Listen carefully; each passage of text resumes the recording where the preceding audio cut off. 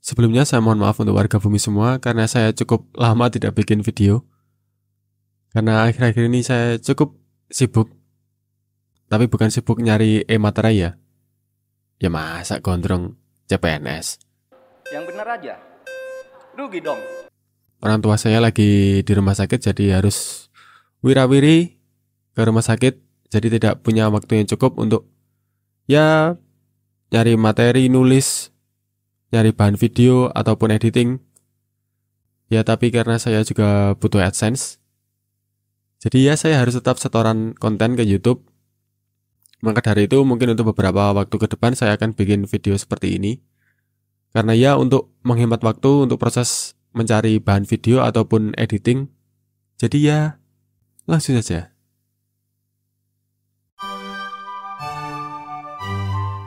Bagi orang Jawa Barat atau orang Sunda, tentunya sudah tidak asing lagi dengan Gunung Gede. Mungkin bukan hanya orang Jawa Barat, tetapi juga masyarakat Jakarta, sebagai tempat healing dan melepas penat setelah seminggu bekerja. Wilayah ini cukup terkenal sampai keluar provinsi karena adanya kawasan puncak yang menjadi surga pariwisata, yang kebetulan berada di sekitar lereng kaki Gunung Gede Pangrango. Gunung Gede merupakan sebuah gunung api yang secara administratif terletak di Provinsi Jawa Barat.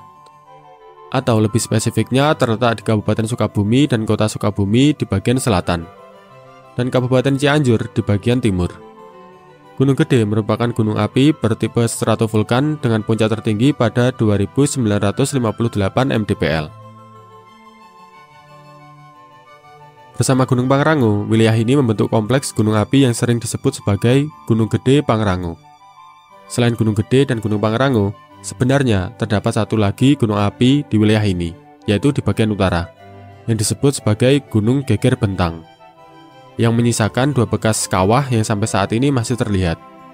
Namun, Gunung Geger Bentang sudah tidak aktif lagi.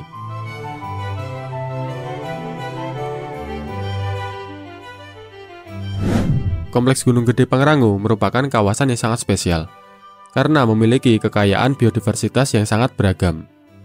Kawasan ini merupakan habitat dari berbagai jenis satwa liar, seperti kepik raksasa, kijang, pelanduk, anjing hutan, macan tutul, sigung, 250 jenis burung, dan masih banyak yang lainnya. Bahkan menurut Ditjen Konservasi SDA, di wilayah Gunung Gede Pangrango masih terdapat berbagai jenis tumbuhan yang belum teridentifikasi dan dikenal secara ilmiah. Salah satunya adalah jamur yang bisa bercahaya. Dengan keistimewaan berupa keragaman flora dan fauna di kawasan Gunung Gede Pangrango, dan untuk kepentingan konservasi, maka wilayah ini ditetapkan sebagai Taman Nasional sejak tahun 1980 dengan luas 22.851,03 hektar, yang dikenal dengan nama Taman Nasional Gunung Gede Pangrango atau TNGGP. Taman Nasional Gunung Gede Pangrango juga merupakan salah satu taman nasional paling tua di Indonesia.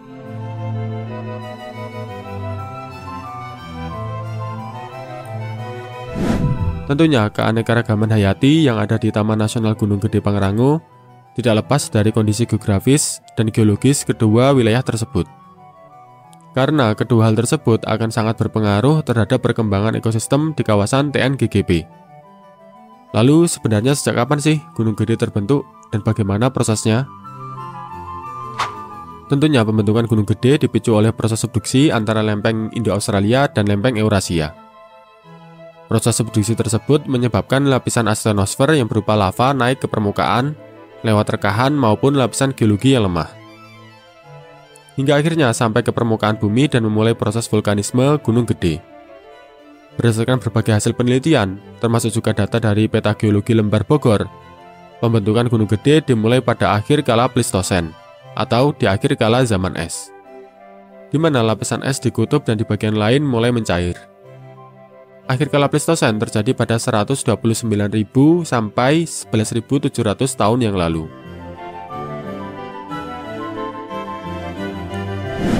Aliran lava yang berkomposisi basal keluar ke permukaan bumi dan memulai pembentukan gunung api.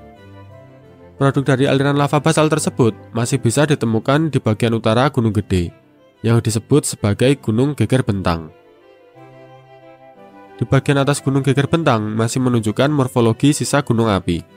berupa dua bekas kawah terbuka menghadap ke arah barat laut. Bekas kawah ini terlihat sudah mengalami proses geomorfik berupa erosi dan longsor. Serta sebagian tubuh gunung apinya sudah tertindih gunung api yang lebih muda, yaitu Gunung Gede dan Gunung Pangrango.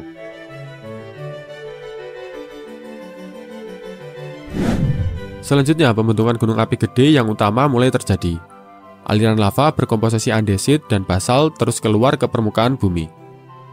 Material vulkanik tersebut terus tumbuh dan menyusun tubuh gunung api strato yang utama, yang disebut sebagai gunung api Gumuruh. Gunung Gumuruh merupakan tubuh gunung gede yang utama, mengarah dari timur selatan, atau dengan kata lain menghadap ke arah tenggara. Material berupa lava andesit dan basal dari Gunung Gumuruh mayoritas tertutupi oleh material yang lebih muda, yang berupa breksi tufan dan lahar hasil erupsi gunung tersebut. Lava andesit dan basal hanya bisa ditemukan beberapa area saja, terutama di lereng atas dan lereng tengah. Peristiwa yang cukup mengerikan pernah terjadi pada Gunung Gumuruh, di mana terjadi longsoran puing dari Gunung Gumuruh yang biasa disebut sebagai debris avalanche. Longsoran puing tersebut terjadi pada struktur internal dari kerucut Gunung Gumuruh. Longsoran puing dengan volume lebih dari 10.000 km kubik yang tersusun dari blok batuan masif berupa lava basal dan breksi skoria menggelinding dan menyusuri lereng bagian tenggara. Longsoran raksasa tersebut menempuh jarak setidaknya 35 km dan menimbun Kabupaten Cianjur seluas kurang lebih 250 km persegi. Mayoritas material longsoran puing tersebut mengendap di beberapa wilayah, yaitu di sebagian Kecamatan Karangtengah, Kecamatan Sukaluya, Kecamatan Cilaku, dan Kecamatan Cibeber di Kabupaten Cianjur. Jika kalian perhatikan di beberapa wilayah di kecamatan tersebut, kalian akan melihat gundukan-gundukan kecil yang jumlahnya sangat banyak. Gundukan atau bukit-bukit tersebut berasal dari longsoran puing dari kerucut gunung api Gumuruh. Van Bemmelen, seorang geologis asal Belanda, menyebut kumpulan bukit-bukit tersebut sebagai Triple Seven Hills atau Bukit 777.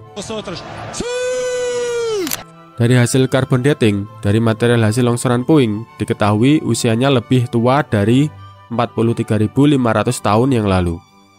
Sementara itu, tanah yang berada di atas longsoran puing tersebut yang berupa tanah laterit berusia 12.780 sampai 13.450 tahun.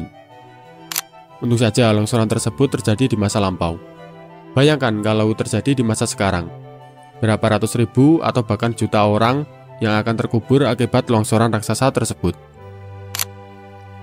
Di bagian puncak Gunung Gumuruh terdapat sisa kaldera yang membentuk seperti bulan sabit yang menghadap ke arah barat laut. Kaldera tersebut menurut Belousov terbentuk akibat erupsi samping pada kerucut Gunung Gumuruh, sehingga kerucut gunung api tersebut runtuh ke bawah. Di dalam kaldera Gunung Gumuruh atau intrakaldera terdapat sebuah dataran landai yang dinamakan oleh masyarakat sekitar sebagai alun-alun. Alun-alun tersebut menjadi batas antara dinding kaldera Gunung Gumuruh dengan kerucut kawah Gunung Gede. Kemudian di dalam kaldera Gunung Gumuruh tumbuh kerucut gunung api. Kerucut tersebut saat ini dikenal sebagai Gunung Gede. Kerucut gunung api tersebut tersusun oleh 5 lapisan lava andesit basaltik dengan masing-masing lapisan memiliki ketebalan sekitar 20-50 meter. Di beberapa tempat juga ditemukan struktur kolumnar join. Kerucut Gunung Gede terselimuti oleh material piroklastis dengan ketebalan sekitar 30-50 meter. Material piroklastis tersebut hasil dari erupsi yang bersifat eksplosif dari Gunung Gede, yang diperkirakan kekuatannya sebesar 3 VII. Berdasarkan hasil radiokarbon dating, material piroklastis tersebut berusia 9.900 sampai 10.230 tahun. Sebenarnya, kerucut tersebut awalnya juga berbentuk circle atau melingkar seperti pada umumnya kerucut gunung api. Namun, bagian barat daya dari kerucut Gunung Gede mulai hancur akibat erupsi eksplosif yang terjadi berkali-kali pada periode 1.200 sampai 900 tahun yang lalu. Dan pada akhirnya kerucut Gunung Gede runtuh dan terbuka ke arah barat daya seperti yang kita lihat saat ini. Di dalam kawah Gunung Gede terdapat sebuah lava flow atau aliran lava yang sudah membeku yang berkomposisi andesit. Lava flow tersebut memiliki panjang sekitar 1,5 km dan memiliki ketebalan sekitar 30 meter. Terdapat 3 pendapat mengenai kapan lava flow tersebut terbentuk. Yang pertama, menurut Seabird, lava flow tersebut terbentuk ketika periode erupsi Gunung Gede pada tahun 1747 sampai 1748. Sedangkan pendapat kedua dari Petruszewski dan Klompe, lava flow tersebut terbentuk pada periode erupsi Gunung Gede pada tahun 1840. Pendapat terakhir dari Jung Hoon menyatakan bahwa lava flow tersebut terbentuk ketika erupsi tahun 1850. Berdasarkan hasil carbon dating pada paleosoil yang berada di atas lava flow tersebut, diketahui bahwa lava flow tersebut terbentuk akibat erupsi Gunung Gede tahun 1840. Selain lava flow, di dalam kerucut Gunung Gede saat ini terdapat 3 kawah yang terbentuk. Yang pertama adalah Kawah Ratu yang memiliki diameter sekitar 300 meter. Kawah Ratu merupakan kawah utama Gunung Gede dan sedikit tergenang air di bagian dalamnya. Danau tersebut bersifat asam dan juga terdapat aktivitas solvatara di sekitarnya. Jadi jangan coba-coba nyemplung di sana, meninggoy Anda. Di sebelah tenggara Kawah Ratu terdapat Kawah Lanang yang memiliki dimensi panjang sekitar 230 meter dan lebar 170 meter. Di sebelah barat Kawah Ratu terdapat Kawah Baru yang memiliki diameter sekitar 150 meter. Sebenarnya terdapat satu lagi Kawah Gunung Gede di bagian barat, yang disebut sebagai Kawah Wadon, yang berada di sebelah barat lava flow yang kita sebut sebelumnya.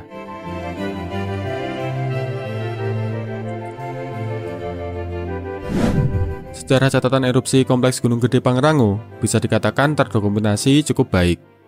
Sejak tahun 1747 sampai sekarang ini, setidaknya terdapat 22 erupsi dari kompleks Gunung Gede Pangrango yang sudah terkonfirmasi. Erupsi terkuat gunung tersebut berkekuatan sebesar 3 VI. Terjadi beberapa kali, yaitu pada periode erupsi tahun 1747, 1748, tahun 1832, 1840, dan tahun 1853. Sementara itu, erupsi terakhir kompleks Gunung Gede Pangrango terjadi pada tanggal 13 Maret tahun 1957 dengan kekuatan 2 VI.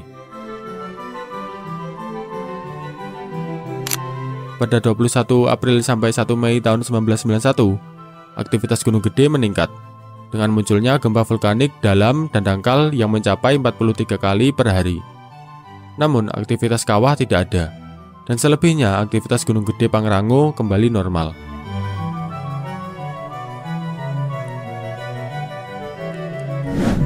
Secara umum, kekuatan erupsi kompleks Gunung Gede Pangrango berskala kecil sampai menengah, yaitu sekitar 1-3 VI.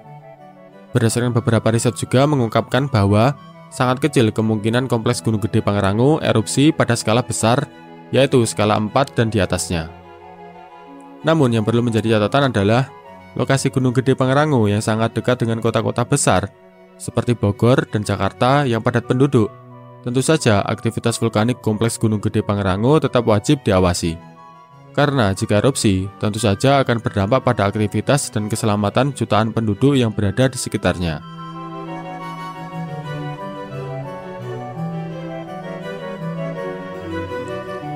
Sekarang saatnya baca komentar warga bumi. Lego. Dari @daddyherlona6294.